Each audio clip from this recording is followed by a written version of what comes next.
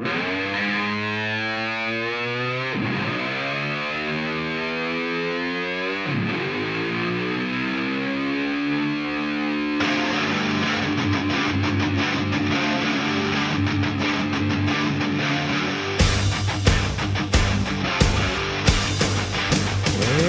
to the Tom Clark Weekly Speed Report. I'm your host, Tom Clark, along with co-hosts Colton Jacobs and Corey Carroll, here to bring you weekly insight on all things NASCAR, with a review of last week's races and a preview of upcoming events on the NASCAR Sprint Cup Series schedule.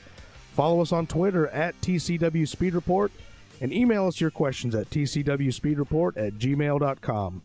And I'd like to welcome my co-hosts, Corey Carroll, Colton Jacobs. Present. Tom, I'm on cloud nine after that race. That was exciting. It was a very exciting race. Of course, we're talking about the Daytona 500 happening this Sunday.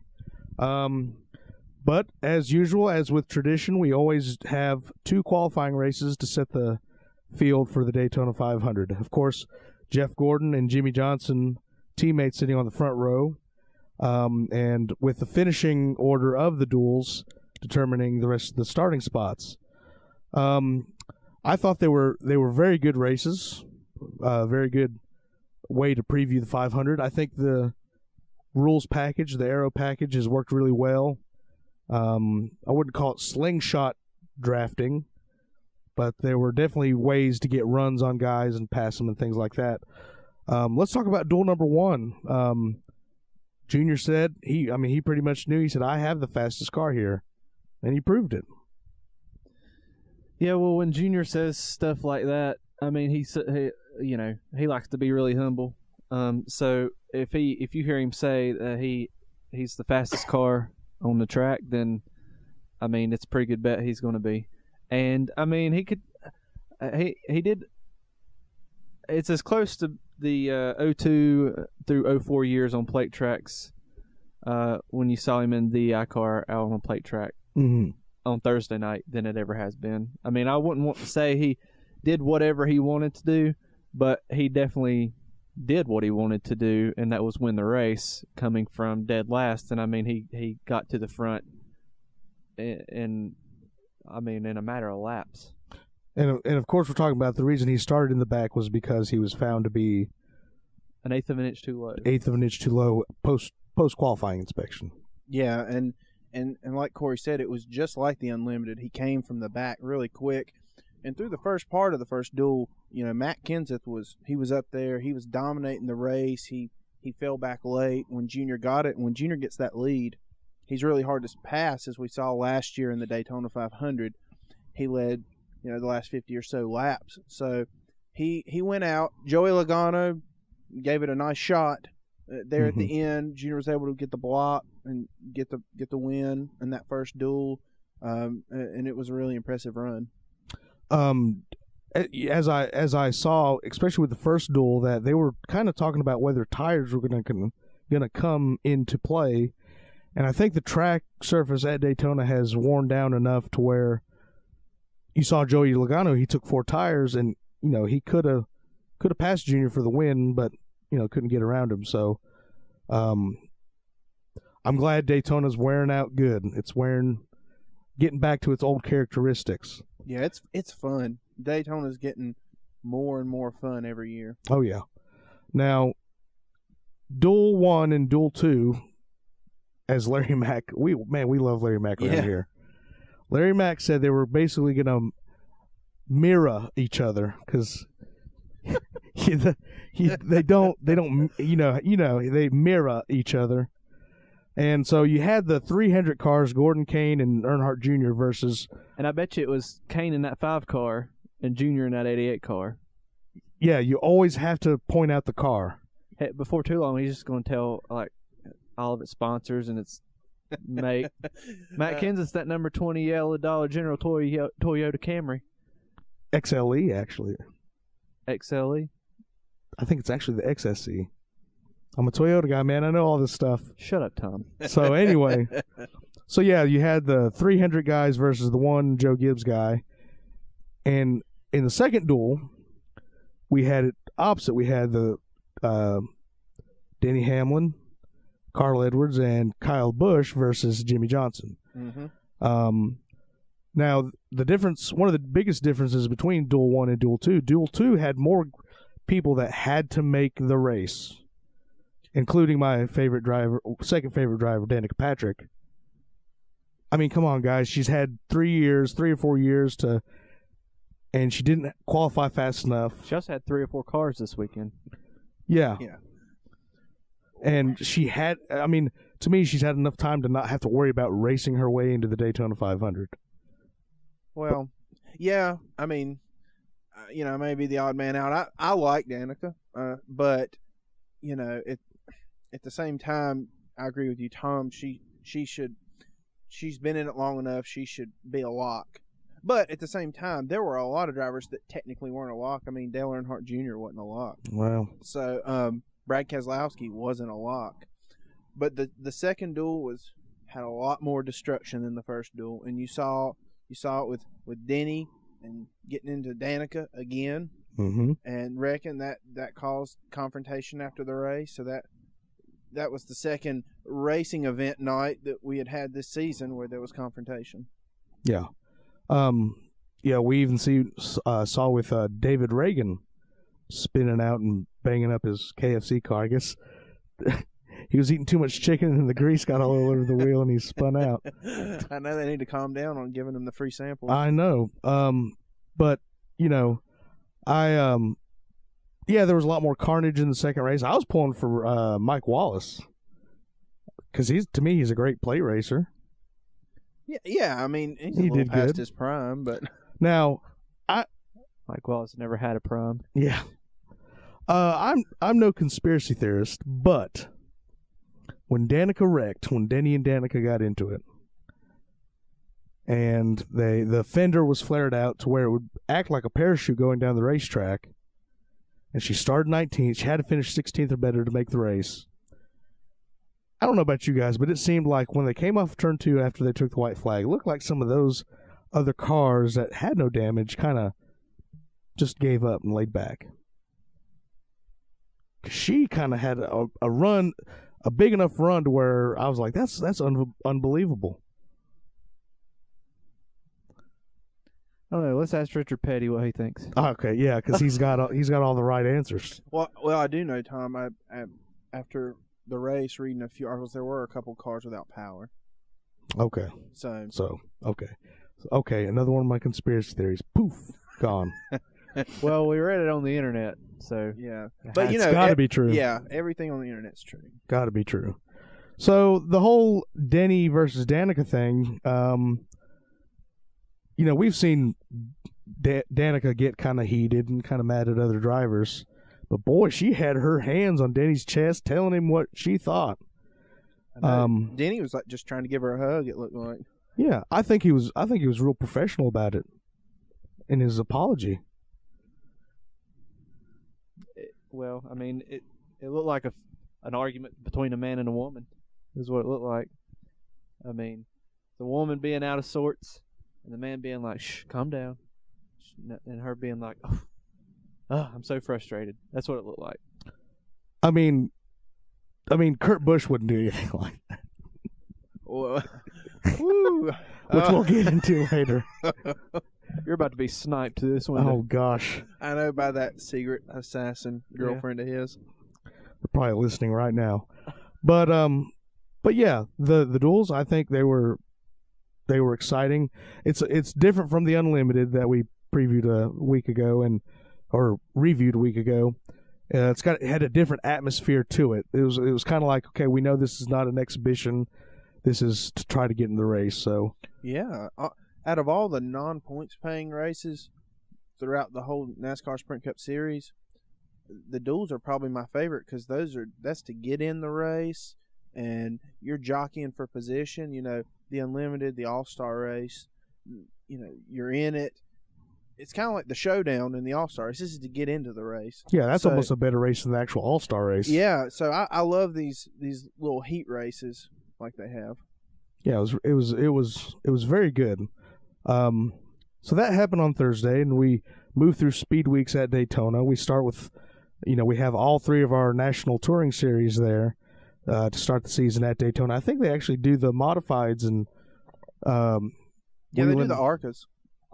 I forgot to. I always like watching that race, the ARCA race. But we're not here to cover ARCA. No. We're all things NASCAR. That's right. That's right. And the ARCA race, it's only a 200-mile race, but it seems like it takes all day to finish. Well, they're going a lot slower. And they only have like 2 or 3 star drivers. Yeah. I didn't even know there was an ARCA race, to be honest with you. I forgot all about it. Yeah.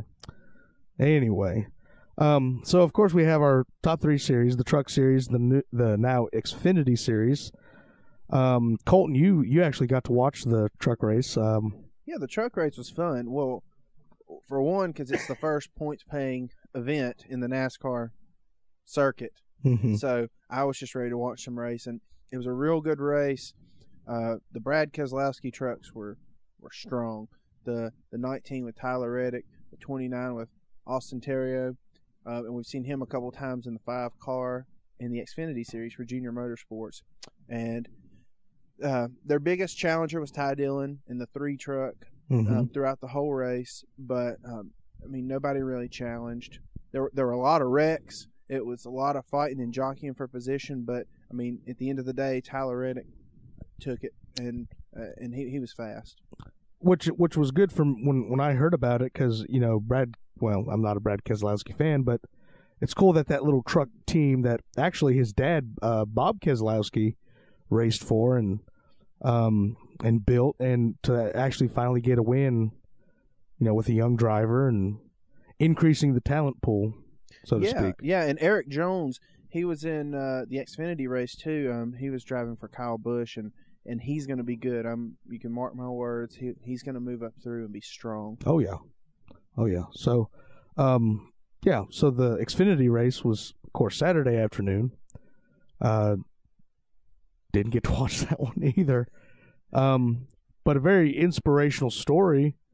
Ryan Reed, type 1 diabetic. I'm a type 2 diabetic. And to know that he was able to, drive a race car and pull out the win was, and his sponsors Lilly Diabetes, the proud makers of Humalog insulin, which I use. We're trying to get sponsors, people. Yeah, plugging it, man. Plugging it. Yeah. So, the Xfinity Series, they seem to have a different aero package. It seems to be more of the tandem style drafting we saw with the Cup Series a few years ago. Well, and that's what NASCAR did instate the rule that if they see that type of drafting, it's a penalty. Oh, did they really? Yeah. Okay. So, but the way the aero package is with those cars now, it's so much harder to get track position. I mean, Dale Jr. started dead last in the race. One thing I can say about the Xfinity Series is they might be onto something for plate qualifying. They did 3 rounds. The first round, they did 4 little heat groups, and they gave them 2.5 minutes. And so there was not that laying back like we talked about last week with the Cup guys. They had to go, and it produced some good qualifying. It's still you have your guy in the back. Whoever is lucky enough to get in the back of the pack is going to be the fastest. But there wasn't any of those foolish games that they were playing. It was they went off pit road, they ran, and that was it. But the race was good. You thought that having Kyle Busch, Brad Keselowski, Dale Earnhardt Jr., Kyle Larson in there, that they were going to run away with it. The Junior Motorsports cars looked strong throughout the race. There was a nasty crash which sent Regan Smith flipping, but he was okay. It took Chase Elliott out with it, but he was able to do a few repairs.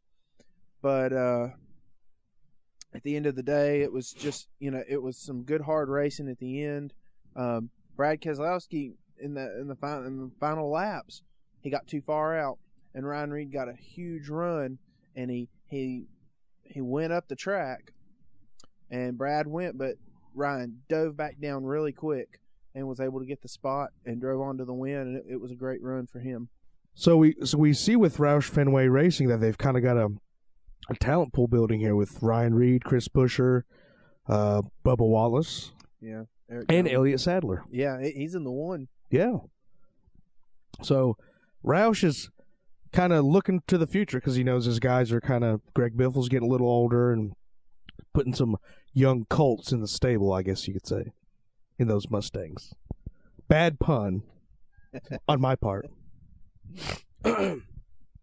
So we were speaking about Kurt Busch earlier, which brings us to our review of the Daytona 500.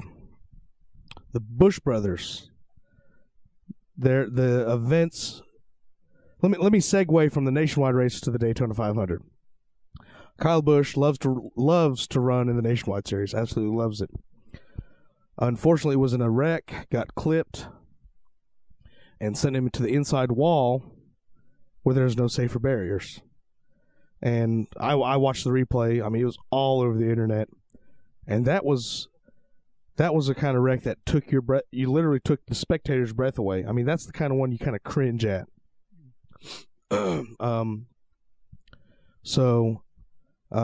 Unfortunately, he got out of the car and his leg was broken. And have any of you heard anything? I know he's in the hospital. I don't know if they've given a timetable. Well, first, let me explain the severity of the injury. I mean, they said it was a compound fracture, and for those of you who don't know what a compound fracture is, it means the bone broke the skin. Ooh. So the bone came out of the skin of his leg. That's how bad of a hit that was. Wow. He's lucky to be alive. Hits like that killed drivers 20 years ago. Yeah.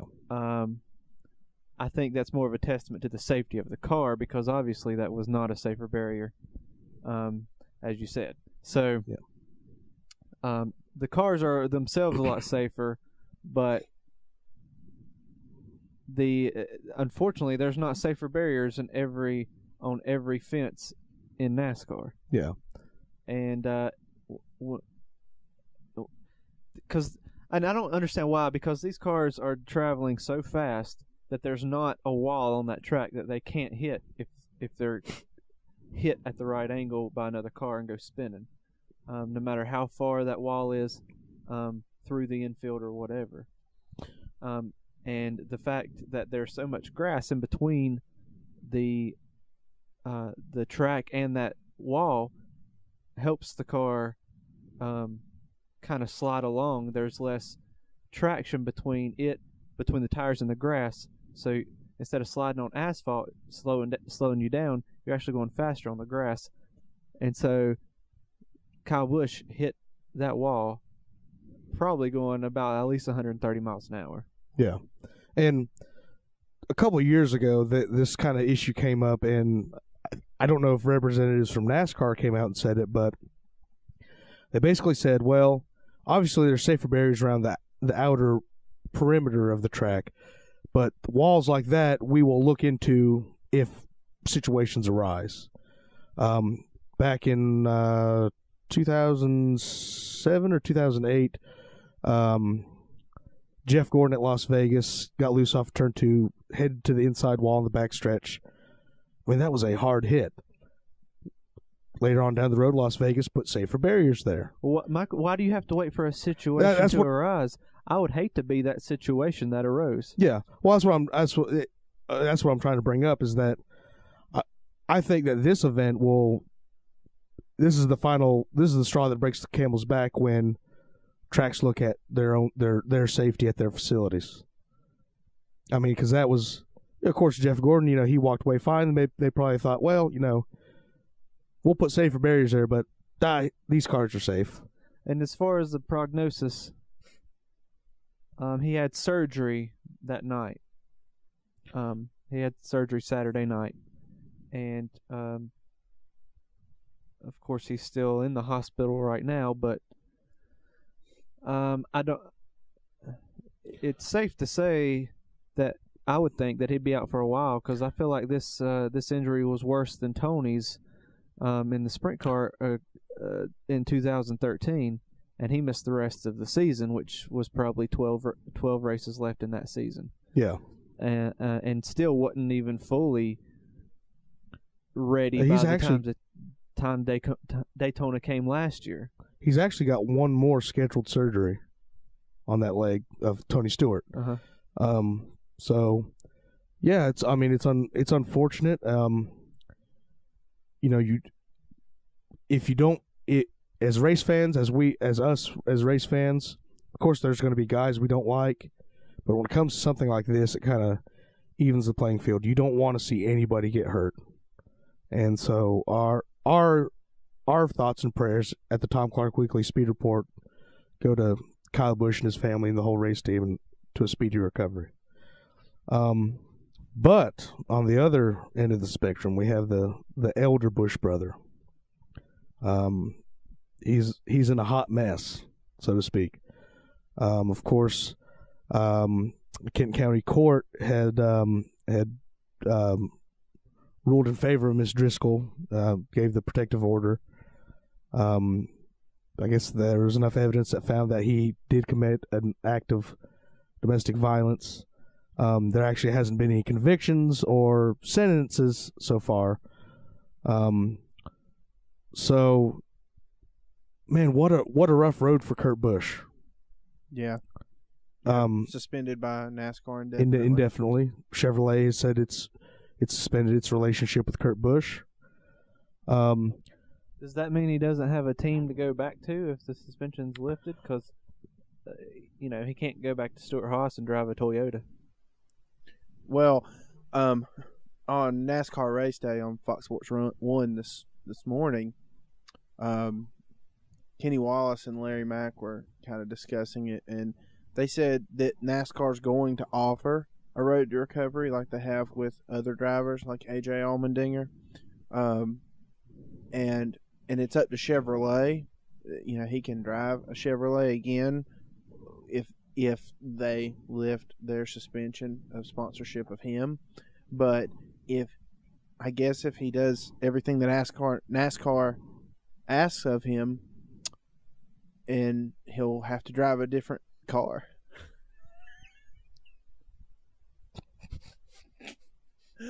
I said NASCAR. And I tried. Well, also the fact that didn't go anywhere.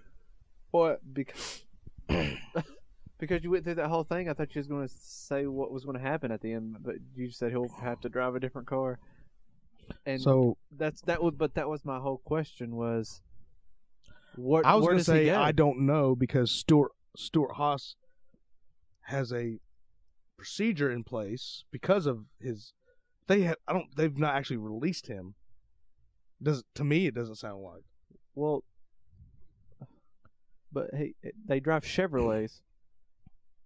He can't drive a Chevrolet if Chevrolet won't let him drive a Chevrolet, right? Okay, yeah, it's what it sounds like. Yeah. So where does he go if he's reinstated? I mean, I guess my point with it is that Chevrolet's not going to be any different than NASCAR when it comes to.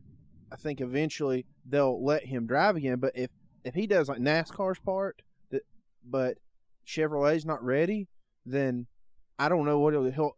I mean, he can't drive for Chevrolet until they give him their sponsorship. You can't drive a Chevrolet if they're not gonna. I don't think there's any official rule saying that if he were to start his own team and brand it as a Chevrolet that he couldn't.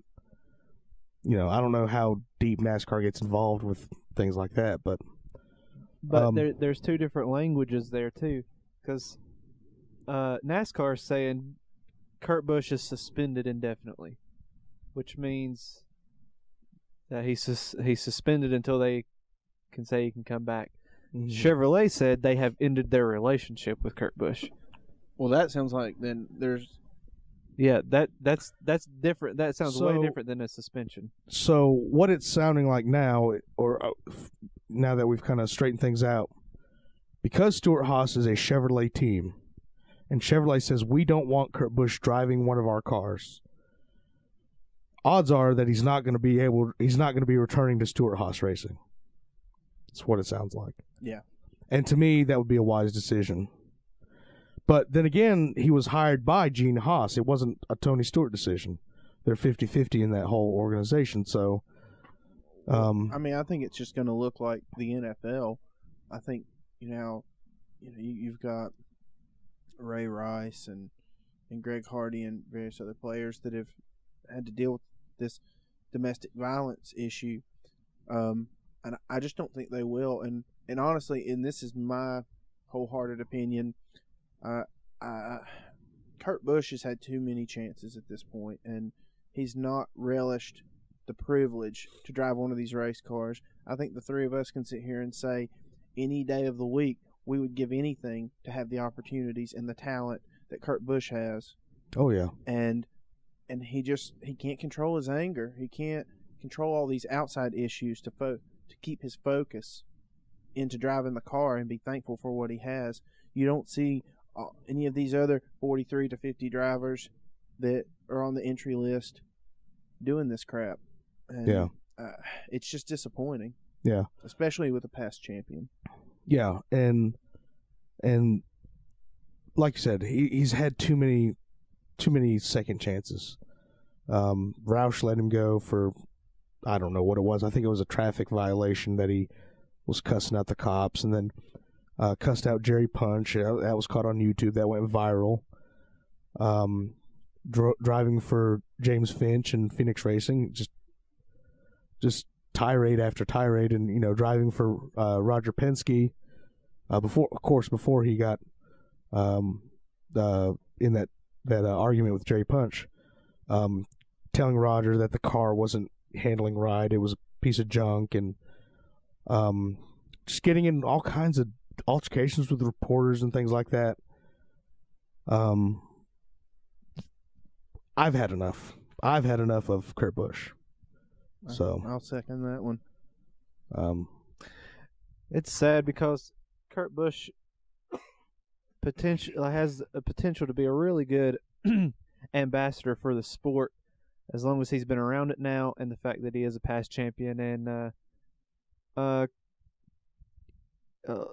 found myself for the last couple of years, every time they asked Kurt Busch his opinion on something, even even qualifying last Sunday. I think that he has a good idea of and I think he has a strong voice that he could really be a good advocate for good racing and have some good ideas to make the sport better. But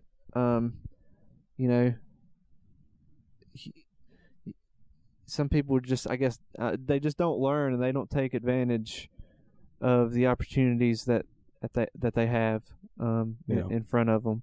And his 15th year in at the Cup level, and he's just burned all of his bridges and overstayed his welcome.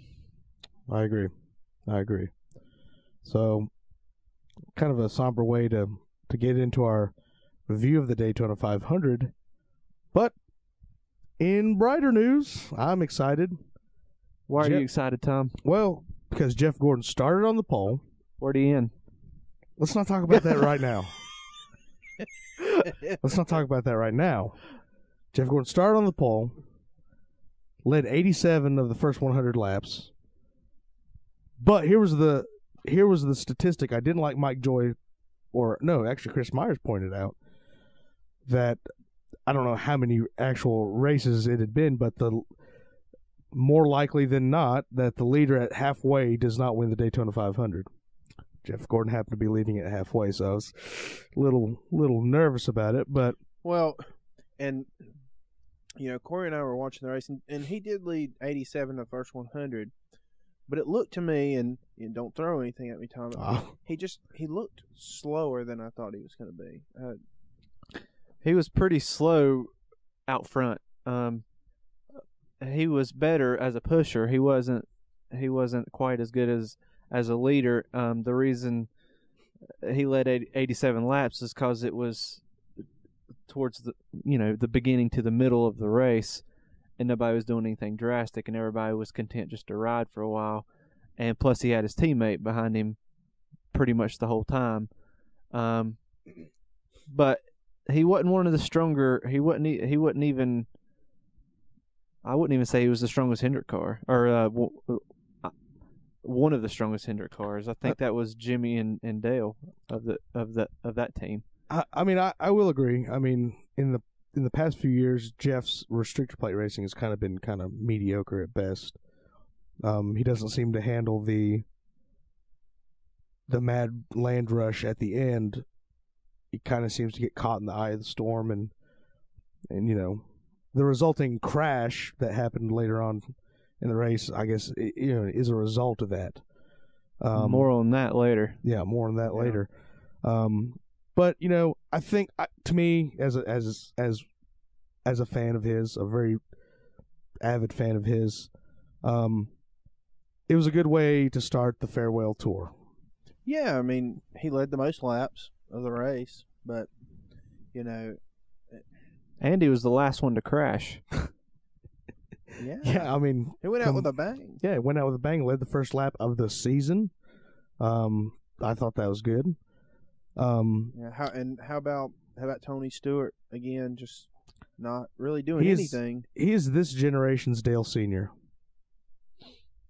In the sense that he's won a lot at Daytona, and just can't seem to win that 500.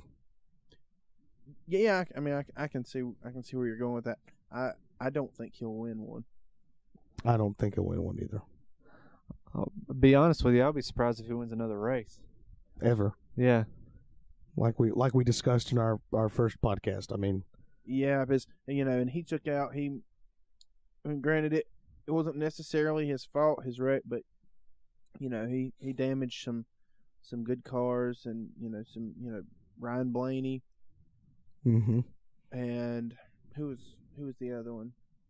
There was another car that got really damaged. I can't remember who it was. Matt Kenseth. There you go. And he was another contender. I remember. I slipping my mind, man. And that was a big contender to go out early. Right there was Matt Kenseth. Yeah. Oh yeah.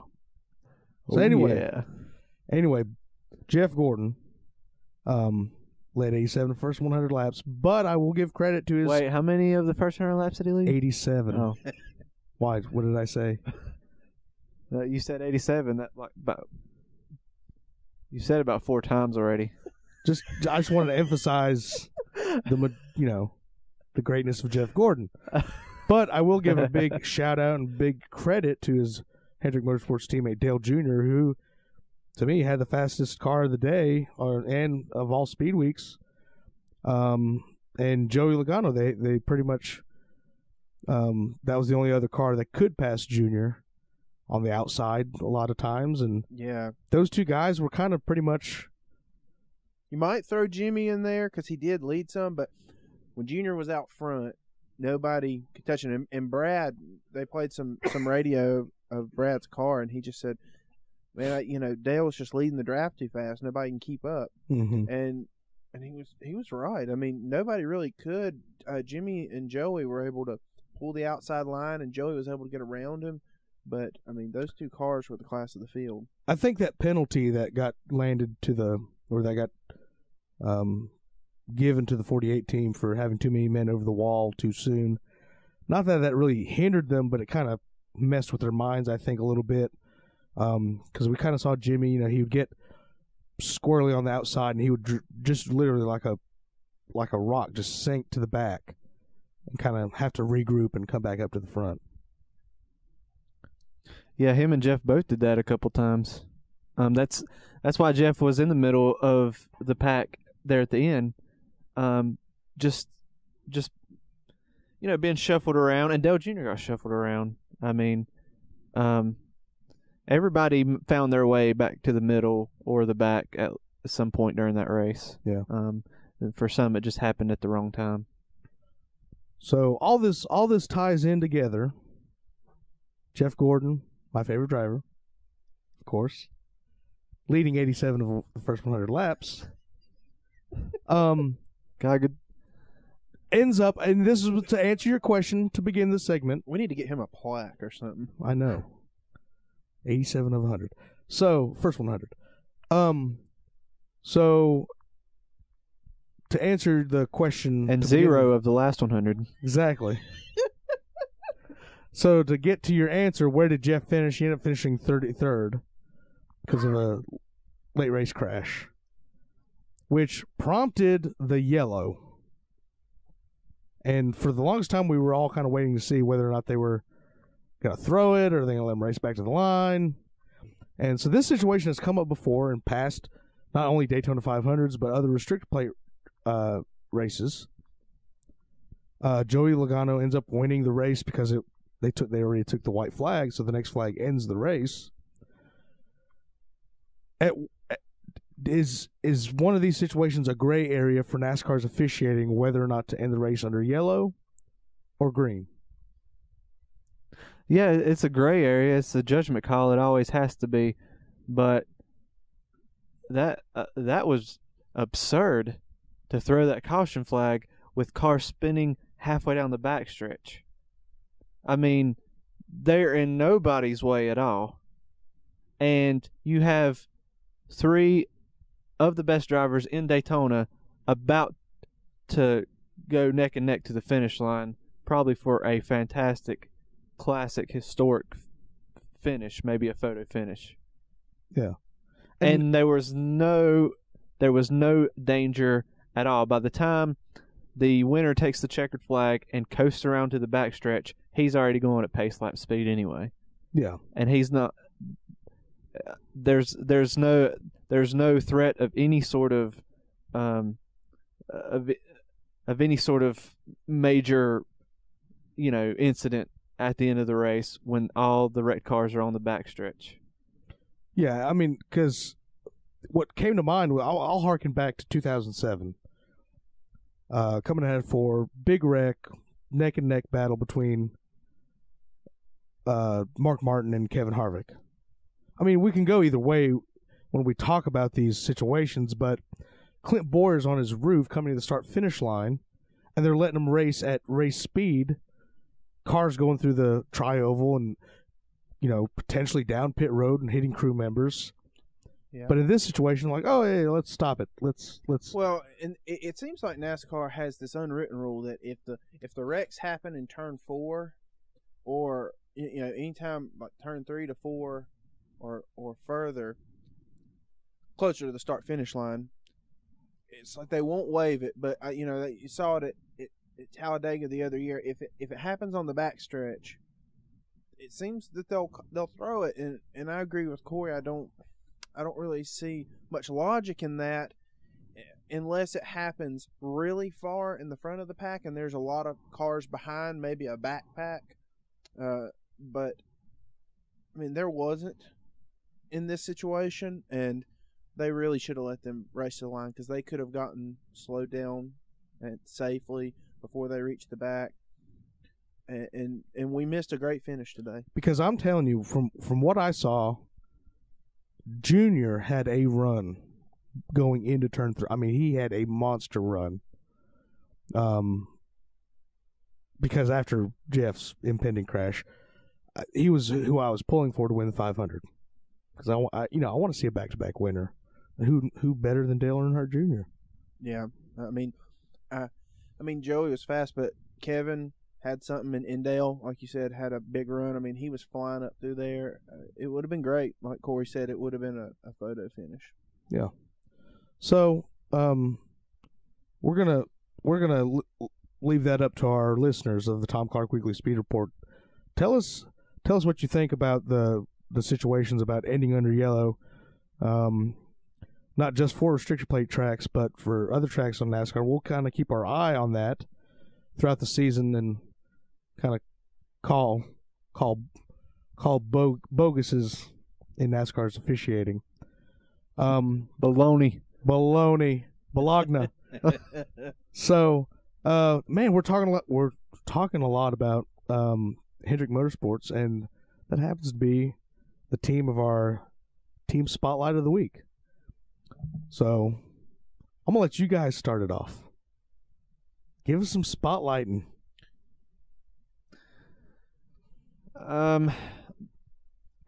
There's not much spotlight to put on a team that's already on the that's already the team to beat. The team to beat, aside from maybe Gibbs, and Penske, on the circuit. I mean, you've got 4 top-notch Chevys and 4 top-notch drivers. You can't get much better than that. Jeff has won how many championships? 4. 4 championships. Should have been 7 by now. If we went back to the old point system, I hear that a lot. Yeah, well, and I agree. He said today that he's called a 4-time Sprint Cup champion, but he doesn't have a Sprint Cup trophy, and so he wants one of those. He's going to be very good this year. So is Jimmy. So is Junior. And Casey's got Keith riding with him now. Another engineer, just like Greg Ives, and they looked really good today too at times. The 5 team has kind of been the redheaded stepchild over there at Hendrick for a few seasons. Yeah, it has. Casey's had some poor luck, and he just hasn't ran that well. Let's be honest. Because I think Casey Kane is the caliber of driver that fits into Hendrick. Yeah. Quit drinking, Corey. You got the hiccups. I mean, okay, mark my words, Casey. I think he's going to have 3 wins this year. I think he's going to pull off 3. How many? 3. How many? 3. Tres. For you Spanish listeners. But, okay, Tom. Daytona, Kansas, Charlotte, Dover, Michigan, Pocono, Indianapolis, and Texas, and Atlanta. Those were all tracks that Hendrick drivers won at last year. That is all the spectrum right there. I mean, the only thing missing is a road course, and you know Jeff Gordon and Jimmy Johnson and Casey all have road course wins. I mean, they're really the cream of the crop. And we all had them. I said 14 on our green white checkered last week for the number of wins for Hendrick Motorsports, and I was the lowest. I think when you had 17, Tom, and Corey, you had 20, 19 or 20. I had 16. Was it 16? Yes. Okay, I don't know where I got 20 from, but I mean, that's still a lot of wins when you look at it, and they're just. Would you consider them to be the New York Yankees of NASCAR? They just buy what they need and continue rolling on. I would prefer not to compare them to the Yankees. Okay. Well, I get what you're saying, though. I mean, I get what you're saying. Yeah, no. I was just being funny. Yeah, I don't know if you. But to me, I mean, all joking aside, they are the best team in NASCAR because of a lot with Rick Hendrick's character and his ability to build teams. I mean, in baseball, you've got the Yankees. In football, you've got the Patriots. In hockey, the Red Wings. In college basketball, you've got Duke, Carolina, Kentucky. Just the powerhouse every year that is, vying for championships. And Hendrick's that way. I mean, year in and year out, they're winning races. They've got drivers in the chase, contending for championships. I mean, every year teams go in saying, okay, how are we going to beat Hendrick? Pretty much. The only thing I know this is a business decision. The only thing I wish wouldn't happen is I wish Rick wouldn't give other teams his engines. I know it's profitable and whatnot, but Kevin Harvick, you're getting beat by your own stuff out there, and so. But in a sense, it's kind of like when John D. Rockefeller had his Standard Oil split up into many different companies. He ended up actually making more money because of that than he did at running a monopoly. But like you pointed out, it is a business decision. Yeah, but it sucks for the fans of Hendrick drivers. Yeah, I mean, when Harvick is, winning every dang week. Yeah. And I'm thinking, as a Dale Jr. fan, when I'm watching it as a fan, I'm sitting there thinking, I wish you wouldn't give him your engines. Make them make their own engines. Yeah. That's what it should be. Yeah. But we've kind of seen that trend in NASCAR, a lot of condensing and, Well, manufacturers, teams within the same manufacturer work together a lot, and share equipment and whatnot. More so nowadays than years past. Yeah. So, Hendrick Motorsports is our Tom Clark Weekly Speed Report, Team Spotlight of the Week. And Colton has our mailbag question. All right. Our mailbag question this week comes from Thomas in Drexel, North Carolina. And he brought up the point to me, and when he asked me this in person, they start at Daytona. They hit the halfway point at Daytona. And he thinks they should end the season at Daytona. It's in Florida. It's better racing than Miami Homestead. And he wants to know, should Daytona have 3 dates? The only way I see that scenario working out, they would actually, to me, NASCAR would actually end up moving their July date to the end of the season. Because they own International Speedway Corporation anyway, so they wouldn't want to be called out for having 3 dates. So I would see that scenario working, if that were to come about. But to give my opinion on whether or not they should end at Daytona, my opinion is no. It's too much of a, the Daytona 500 is great. It's a great way to start the season. It's a crapshoot, as Corey said. All restrictor plate races kind of are. The way the chase is now, I wouldn't want a crapshoot of a championship race. I want to see what the driver can do. And yeah, Homestead Miami is not the greatest place to hold a championship finale, but it's better. To me, it's a better way to show what the driver is willing to do. I mean, when in 2011, when Carl Edwards and Tony Stewart were going after it, they had the cameras pointed at Edwards' car. Every time he got into the corner, he was driving so hard the brake rotors were glowing red. So to me, that shows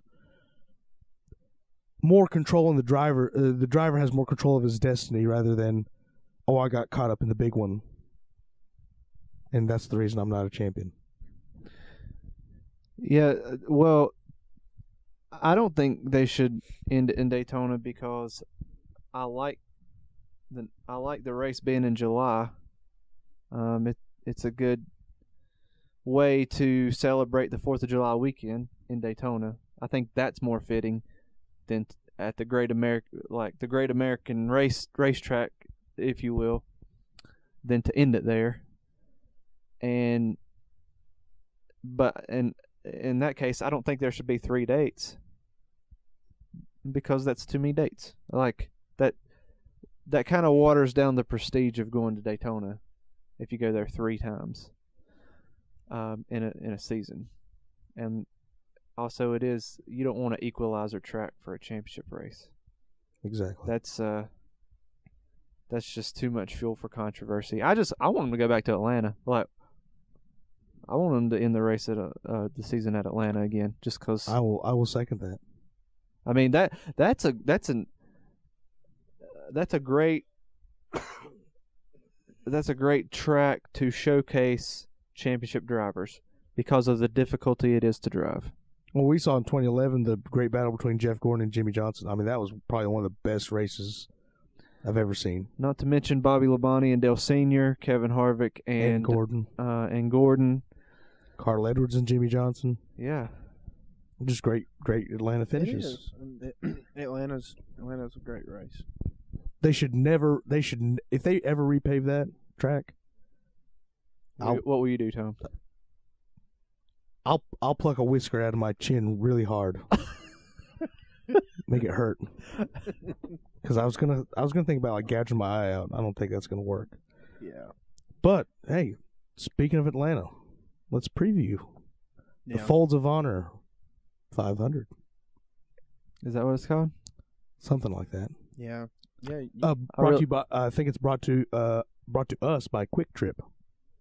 The QT, huh? The QT, Okay. yeah, I man. love the QT.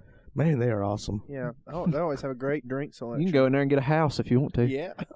I mean, They have everything in there. Yeah. someone described it as walking into like a casino The casino of gas stations. of gas stations. Come on, QuikTrip, man, we are plugging it. Yeah. Yeah. I wish Who else we do had. we plug? Lily Diabetes, and I'm currently taking Mucinex. It's great. They're all great products. Great products that would be awesome sponsors for the Tom Clark Weekly Speed Report. And I think people should spend their money at those places and buy those products. Absolutely. Because if we buy them, I mean, you should buy them too. Yeah. Well, But Atlanta, obviously that is the bread and butter of the NASCAR Sprint Cup Series schedule. 1 mile and a half, although Atlanta's 1.4 miles or 1.54 miles. I'm glad they've done this schedule realignment. The teams are based in Charlotte. It's going to be good to see racing in March in Atlanta again. Yeah. Because I mean it's fun to see them. It was fun to see them on Labor Day weekend because it was, it was real hot and slick, made it even tougher to drive. And it was a southern racetrack. Yeah, but it's going to be a little easier to handle in the cooler temperatures, which will lend itself, I think, to better racing because there will be a little less focus on tire wear. Of course, I could be completely wrong. They haven't raced in March in Atlanta in maybe 8 or 9 years. So to me, it doesn't. The actual date of the race doesn't really matter because the track surface is so rough. It's like running tires over a piece of cheddar over a cheese grater. I mean, yeah, it produces great racing on its own, but I do like that it's it's a springtime date, and I think Atlanta is going to benefit too because we've kind of seen some sparse crowds there. Yeah, yeah, and I guess as far as the racing goes, the past few years, you'll have like a great race and then a snoozer and a great race, and I think it was 2012. Denny lapped probably all but 7 cars, and he led the bulk of the laps. And I just hope it's not going to be like that. I think with the new rules package and engine changes and stuff, I think we're going to see a lot of different finishes and races as a whole this year. So I'm really looking forward to seeing a non-plate track to see how these rule changes are going to affect the racing. And you hit on it there. I mean, it's good that we're able to do it the second week of the season rather than in the years past we had to go to Phoenix, which it's kind of like a mix of an aero track and a mechanical handling track. Kind of have a little bit of both. So we'll actually get to see the results of all these rule changes from the get-go after Daytona at Atlanta. Yeah. I think the Penske cars are going to be fast again. I mean, they were fast at a lot of those tracks. The Hendrick cars are going to be fast. Yeah. I wonder how many animal references we'll hear from the guys in the booth next week. I'm tired of hearing Darrell Waltrip call everybody a cat. Or when they get loose, was it loose as a goose? Yeah. Like doing that little turkey walk, that little dee-die-do. Everything's an animal. We got us a little family farm going on here. And Reed Sorn, and it'll mirror everything. Yeah. So yeah, I think the cream of the crop is gonna rise again. Hendricks, Gibbs, Penske, pretty much everybody but Roush. Well, hey, did you guys check out old Stenhouse's little mullet he's got going on? I know, man. It's business up front, party in the back, baby. Yeah. Maybe he should grow a little pencil thin. Maybe that's what he's doing. He's trying to make a tribute to his favorite race car driver, Jeff Gordon, by growing a mullet and a stash. You plug Jeff Gordon about every chance you get. Jeff, I want you to listen to my podcast, and I want to meet you someday. This is my desperate attempt to meet you. How many of the first 100 laps did he lead? 87. Well, Too bad it wasn't the Daytona 250. I know. Man, God, he would have. He would have had it then. Yeah. I tell you. But yeah, I mean, I think next week, I think, we're really going to see tires come into play. But, I think it's going to come down to Penske or Hendrick. I mean, well, I'll throw Gibbs in there because you got Edwards and Hamlin, and they're really successful at this track, and so is Kenseth. But as far as Roush or Michael Waltrip Racing or any of the smaller teams, I mean, maybe Kyle Larson, but it's just going. I think it's going to be one of those three teams week in and week out, really. Yeah, which brings us to. I mean, we've previewed Atlanta pretty much as best we could to our fantasy picks. Well, Tom, you had the last place finish this week. I figured I did. You got 3. Corey got 5 points with Jimmy finishing 5th, and I got 10 with Dale Jr. So, as rules state, last goes first. Okay. So, Tom, who's your pick for the whatever it's called, 500? Folds of Honor 500 brought to you by QuikTrip. Yeah. Because I'm really excited about the changes happening at Joe Gibbs, minus the Kyle Busch thing. I want a driver who I want to kind of see rise back to prominence. I'm going to go with Mr. Denny Hamlin. That's a pretty good pick. Yeah. I am going to go with somebody who's got the best of both worlds when it comes to Atlanta, and that's somebody who's won there a bunch of times and somebody who's now with a team who performs well there, and that's Carl Edwards. I believe Carl got, was it his first win? First Xfinity win on the Saturday, and got his first Cup win the very next day. Right. I think Carl still has it at Atlanta. You just hadn't seen it because he's been in a Roush car, but now he's in a Gibbs car, and he was strong today. He was stronger on a plate track than I've remember. I think he's going to do really well. Yeah. With who's this crew chief? Not Darian. Yeah, Darian Grubb. Darian. He seems relaxed. Yeah. So I think old cousin Carl is going to get done. Yeah. Oh, so I guess first place goes last here. Last right, this time, guys? yeah. Okay, you're Better the be first out of careful. 3. Don't get too Okay. goggy. It's Hey. not like we're in a league of 40,000 people. Hey, if we were, You would not be Hey. first. Hey, I'd only Somebody be, would have picked Logano. Who knows? But so my pick for Atlanta, he won the Xfinity race last year. He led the most laps in the Cup race. Wasn't able to quite get it done, but Kevin Harvick is going to get it done this weekend. He was fastest a mile and a half all year. I think he's going to carry over that momentum from winning this championship, and I think he's going to win in Atlanta. All great picks. All great Yeah, picks. Everything we do is great. That's right. Here on the Tom Clark Weekly Speed Report. Something to note, there was no Hendrick drivers picked between the three of us, so we'll see. I'm surprised Tom didn't pick Jeff, but you can't go back. Sorry. That's right.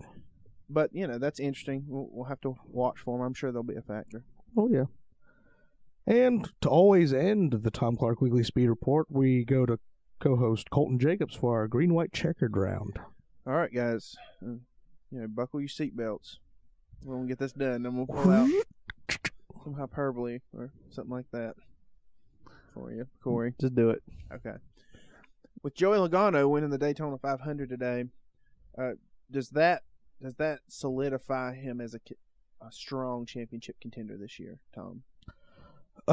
In years past, it was kind of a bad omen to win the Daytona 500 in the sense that usually afterwards, whoever the driver was didn't have such a great season. Whereas the rules are now, a lot of the guys are equalized. Yeah, the Daytona 500 is great, but it's not. they don't pour out as any more effort into that race than they do any other race now. Based on last year, based on his driving ability, I think Mr. Old Sliced Bread, he's definitely a contender for the rest of the season. I'm almost scared to see what he's capable of throughout the year. Yeah, I was gonna say he didn't have to win this race to be a solid contender. He was that before the race started. I think he proved that last year. Joey Logano, he's good. I mean, he's for real. I don't know what his problem was at Gibbs, but whatever problem it was, he's rectified it with Penske. Cause it's kind of annoying to see him up front. He's getting under people's skin, kind of like Jeff Gordon did when he led 187 of the first 100 We're gonna laps. have to make a drinking game out of this, Corey. I'd be puking. We're always puking right now. Almost, yeah. Well, I'll throw in my 2 cents. I think this just, I know you hate the word, Corey, but I think this just bolsters his confidence and just it's going to put him on a platform. Like you said, he was already elite, but this is just going to be fuel to the fire. So, all right, our white question. White flag. Yeah. How long will it take Kyle Busch to recover from this compound fracture? I say he's out for the rest of the season. And I see him returning in Daytona next year. Okay. Recover as in get back in the car, or Yeah, and become relevant, really. he's going to have an easier time becoming relevant than Tony because he's so much younger. But I think the doctor will advise him to consider taking the year off, but I don't think he can hold him back medically. I think he'll maybe clear him sometime around the chase, because it took Tony from August to February before he could get back in the car, and that's 6 months. 6 months from now is August, late August, early September, right around chase. So that's kind of what I'm expecting.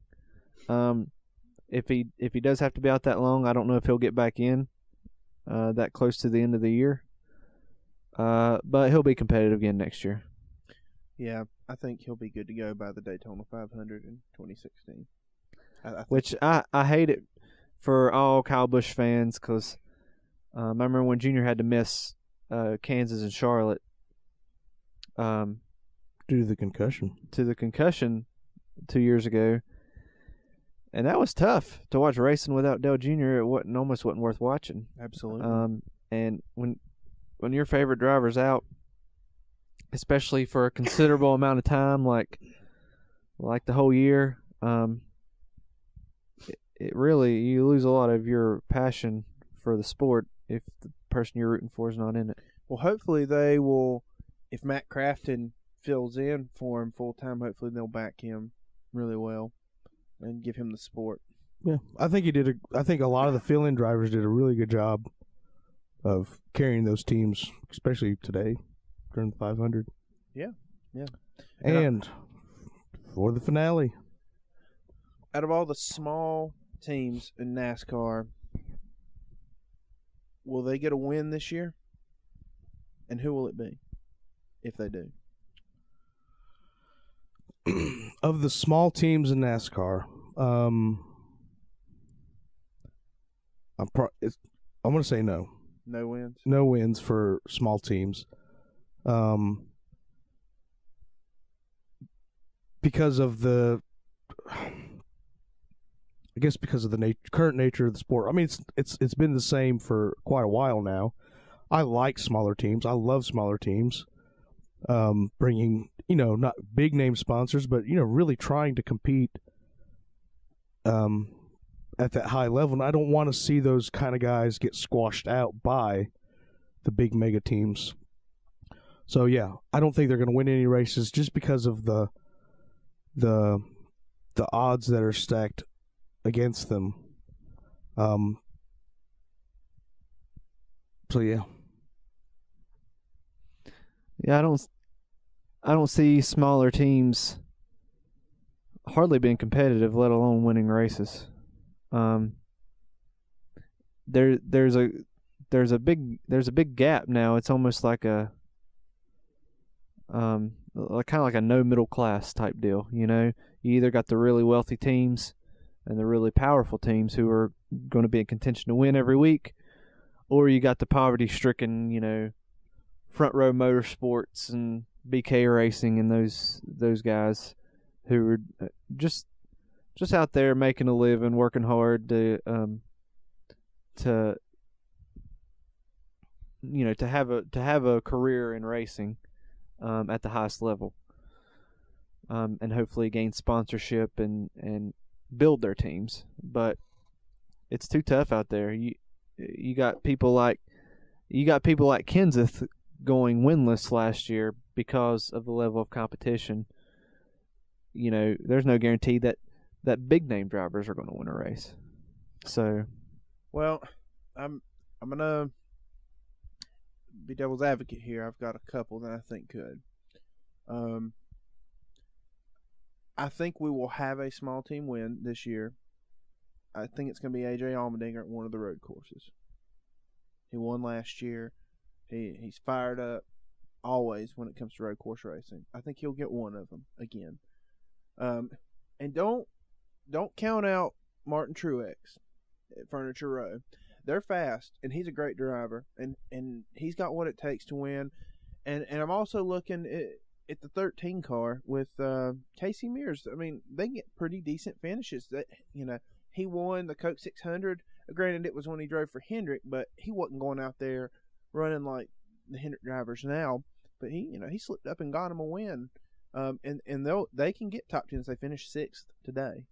So watch out for that team. That they could slip up and get them a win this year.